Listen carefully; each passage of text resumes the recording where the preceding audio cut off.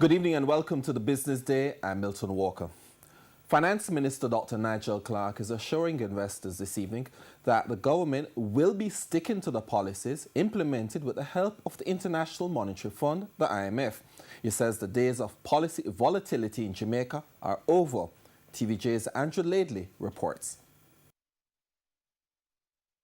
Since the start of Jamaica's program with the International Monetary Fund in May 2013, successive governments have implemented different policies to move economic growth to the next level.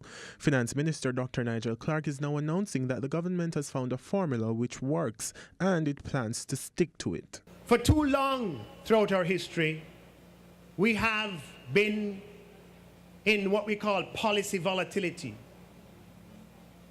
Do something to tear it up the next day. Do something to reverse it the next day. Those days, not under the government of Prime Minister Andrew Holness. He says local and international investors should be assured that there are no plans to disrupt their operations. Members of the financial community, members of the community of those who are in the market for mortgages and home ownership, and those who want to take advantage of the opportunity that's created by this unprecedented environment. You can act with every confidence that the government of Andrew Holness, in which I have the privilege of being finance minister, will not engage in any policy reversal. He says any changes now would jeopardize all the economic gains which have been made over the past few years. Anybody interested in policy reversal, you go and talk to the people who have benefited from the 60% increase in social support. Talk to the people who have benefited from the 100% increase in capital expenditure. This is a government that is committed to bringing into forth a new Jamaica. Andrew Laidley, TVJ News. Some company results now. National Commercial Bank is reporting net profit of $12.5 billion for the first 6 months of the 2019 financial year.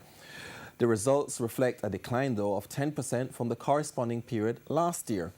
NCB says despite the decline, progress is being made.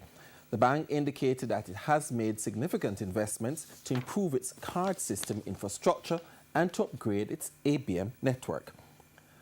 The Jamaican dollar continued to slide today. Currency traded ended with a greenback selling for $134.58.